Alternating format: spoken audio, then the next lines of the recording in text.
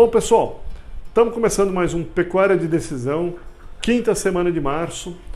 Vamos falar um pouquinho de uma notícia que saiu recentemente, que é o bloqueio dos juízes pela exportação de animais vivos pelo Porto de Santos. Então isso foi bloqueado e foi dirigido ao prefeito de Santos para decidir se é válido, se valida ou não esta informação. Como isso afeta o nosso mercado, né? Como é que isso tem uma informação importante ou não, a gente precisa entender se isso tem peso.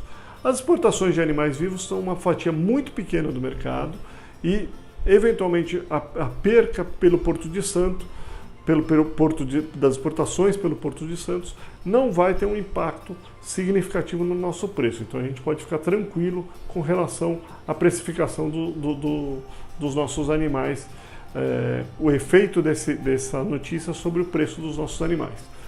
Porém, uma coisa muito interessante é que nós estamos abrindo nichos e esses trabalhos de abertura de mercado eles demoram anos para serem feitos. Quando a gente consegue justamente começar a abertura desses mercados, a gente sofre um bloqueio desse por uma desinformação muitas vezes dos auditores que fazem esse processo, assim como de alguns juízes que não estavam preparados para tomar essas decisões.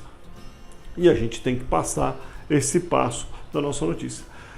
As exportações brasileiras seguem as regras internacionais, elas seguem todas as regras internacionais e o bloqueio foi por um bem-estar animal. Só que nós seguimos as mesmas regras que segue o Uruguai, que segue a Argentina, que segue a Austrália, as mesmas regras que são pautadas nas instituições internacionais que regulam esse mercado.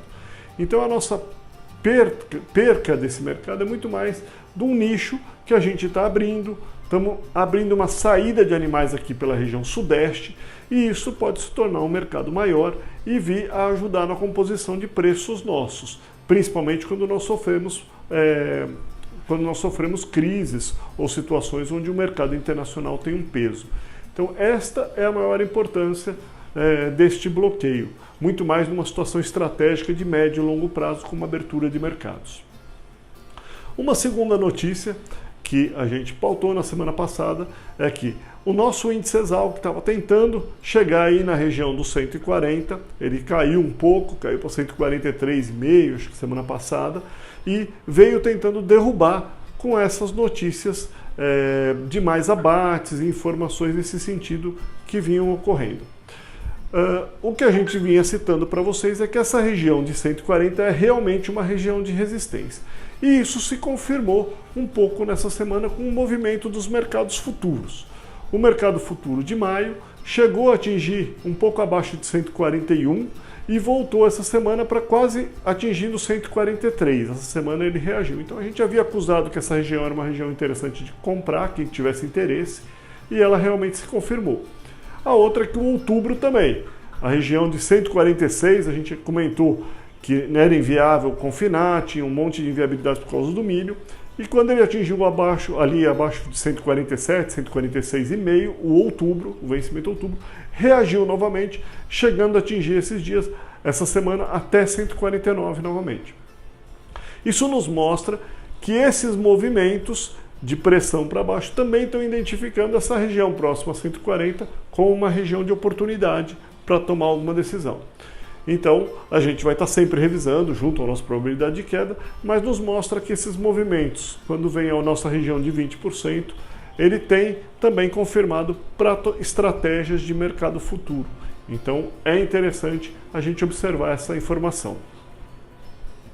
Vamos comentar essa semana, eu vou comentar aqui os nossos vídeos, eu vou fazer alguns assuntos com vocês. Vamos falar sobre oferta e demanda, algumas questões em relação àquele excesso de abates que foi informado na semana passada e que a gente vinha tentando considerar nos nossos dados. Tem alguma informação interessante aí, eu vou comentar no nosso vídeo de oferta e demanda. Depois eu vou fazer uma revisão com vocês sobre duas oportunidades. Novamente, vou mostrar umas questões de bezerro, como é que fica a oportunidade de bezerro e os ganhos que a gente pode ter com isso. E vou mostrar para vocês algumas estratégias interessantes de se tomar com relação à comercialização do nosso gado. Algumas posições que estão ocorrendo e o que a gente pode fazer em relação a negociações e comercialização do nosso gado. E por último, vamos no nosso probabilidade de queda e vamos fazer uma reflexãozinha dessas informações e que estratégias podemos estar tomando nos próximos meses aí, ok? Vamos lá!